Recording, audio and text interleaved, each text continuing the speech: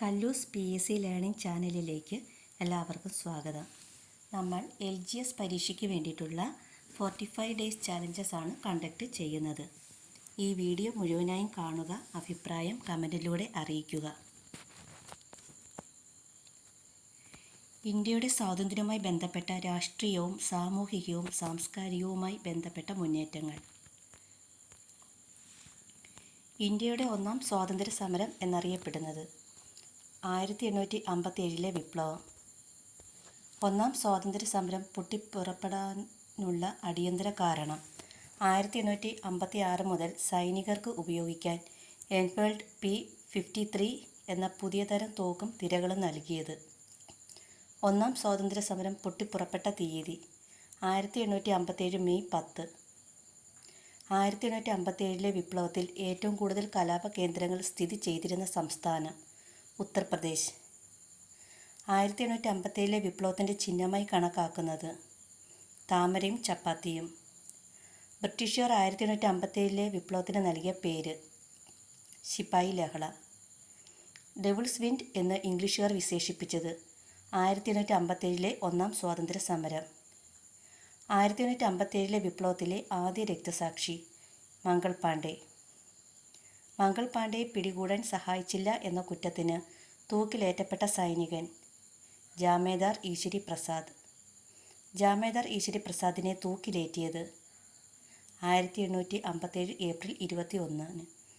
മംഗൾ പാണ്ഡെയെ കീഴടക്കാൻ സഹായിച്ച ഇന്ത്യൻ സൈനികൻ ഷേഖ് പൽത്തു. മംഗൾ പാണ്ഡെയെ തൂക്കിലേറ്റിയ വർഷം 1857 ഏപ്രിൽ 8. ഒന്നാം സ്വാതന്ത്ര്യ സമരം നടക്കുമ്പോൾ മുഗൾ ഭരണാധികാരി ബഹദൂർ ഷാ രണ്ടാമൻ. മീററ്റിൽ നിന്നും പുറപ്പെട്ട വിപ്ലവകാരികൾ ആദ്യം കീഴടക്കിയ പ്രദേശം ഡൽഹി. ഡൽഹി കീഴടക്കിയ വിപ്ലവകാരികൾ ഇന്ത്യയുടെ ചക്രവർത്തിയായി പ്രഖ്യാപിച്ചത് ബഹദൂർ ഷാ രണ്ടാമൻ. ബ്രിട്ടീഷുകാർ വിപ്ലവകാരികളിൽ നിന്നും തിരിച്ചു പിടിച്ച ആദ്യ പ്രദേശം ഡൽഹി. ഡൽഹിയിൽ വിപ്ലവത്തെ അടിച്ചമർത്തിയത് ജോൺ നിക്കോൾസൺ. ബഹദൂർ ഷാ രണ്ടാമനെ പിടികൂടി നാട് കടത്തിയ സ്ഥലം റാങ്കൂൺ. ദത്തവകാശ നിരോധന നിയമം നടപ്പിലാക്കിയ ഗവർണർ ജനറൽ ഡൽഹൌസി 1848. ബീഹാർ സിംഹം എന്നറിയപ്പെടുന്നത് കൺവർ സിംഗ്. 1857 കലാപത്തിൻ്റെ Joan of Arc Jhansi Rani. 1857 കലാപത്തിൻ്റെ അംബാസഡർ അസമുള്ള ഖാൻ. ഇന്ത്യയിലെ ആദ്യത്തെ വനിതാ രക്തസാക്ഷി പ്രീതിലത വഡേദാർ. ഇന്ത്യൻ സ്വാതന്ത്ര്യ സമര ചരിത്രത്തിലെ ഏറ്റവും പ്രായം കുറഞ്ഞ രക്തസാക്ഷി ഖുദിറാം ബോസ്. 1857 വിപ്ലവം പൂർണ്ണമായും അടിച്ചമർത്തപ്പെട്ട വർഷം 1858. ഒന്നാം സ്വാതന്ത്ര്യ സമരത്തെക്കുറിച്ചുള്ള ദൃക്സാക്ഷി വിവരണമായ മൽസ പ്രവാസ് എന്ന മറാത്ത ഗ്രന്ഥം രചിച്ചത് വിഷ്ണു ഭട്ട് ഗോഡ്സെ. 1857 വിപ്ലവത്തെ ആസ്പദമാക്കി മലയാറ്റൂർ രാമകൃഷ്ണൻ രചിച്ച മലയാള നോവൽ അമൃതം തേടി. ഇന്ത്യൻ ജനതയുടെ മാഗ്ന കാർട്ട എന്നറിയപ്പെടുന്ന വിളംബരം 1858 വിളംബരം. 1858 വിളംബരത്തിൻ്റെ ഫലമായി 1858 വിപ്ലവത്തിൻ്റെ ഫലമായി ഇന്ത്യയുടെ ഭരണാധികാരിയായ ബ്രിട്ടീഷ് രാജ്ഞി വിക്ടോറിയ രാജ്ഞി.